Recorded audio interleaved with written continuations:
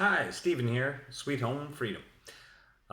Please like, share, and subscribe if you haven't done so. Appreciate it. Thank you very much.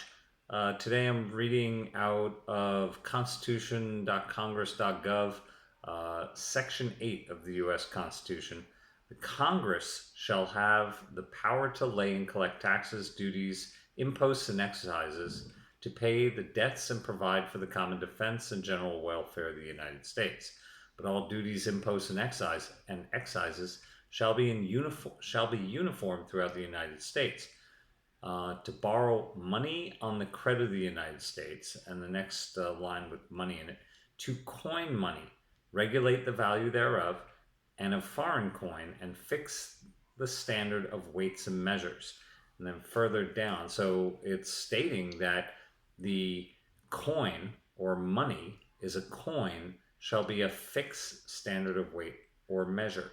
And if you weigh out the old silver coins, they were of equal weights and measures of silver. Going down to section 10, it mentions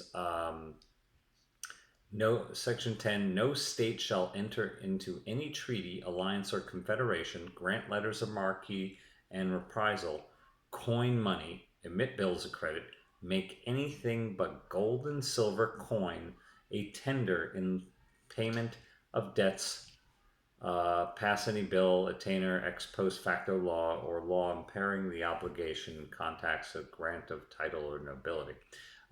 So in seeing this or reading this and trying to understand it, that the federal government should be coining the money. I can imagine the Treasury, and it's the responsibility of the Congress. And here in Section 10, no state should be coining money, which is interesting. If it needs to be a fixed standard or a fixed standard of weights and measures, okay, if you have one department doing that, they should be able to keep the standard of weights and measure clear and concise, or the state shouldn't make anything but gold and silver coin a tender in payment of debts. So it's stating here that gold and silver coin is the money, and pay as legal tender of payment of debts. So you can use anything else for barter or trade, but in terms of paying debts, using money, gold and silver. Why is that? Well, gold and silver always has value, rather than dealing with credit cards, credit, checks, currency notes. So the thing is, the difference between the current monetary system we use, which is a debt-based system that always gets inflated, it's designed that way, and then is created by a central bank where nobody knows who the owners are, and they earn interest on counterfeit currency with nothing backing it. So everything that is being bought by the Federal Reserve right now, and they're buying up a lot of corporations, land, buildings, our America's homes and buildings and businesses are being bought out right out from under us by foreigners with credit and currency that is counterfeit created.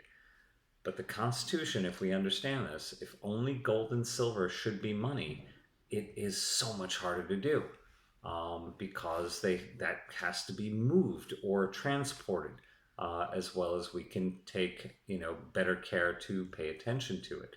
So it's all about inventory, taking making sure that gold and silver, which is always a value, is free to use. And that's the other thing. Do you want a monetary system that's free to use, or a debt-based counterfeit system?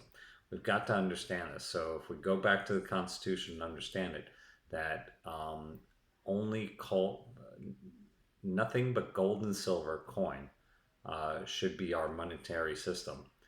It's pretty clear, but we've moved far away from that over the last 100 years, and hardly anybody has any gold and silver. It's all sitting in these vaults somewhere, either in the Federal Reserve or of New York and other banks, as well as Fort Knox. So let's keep learning. Have a great day.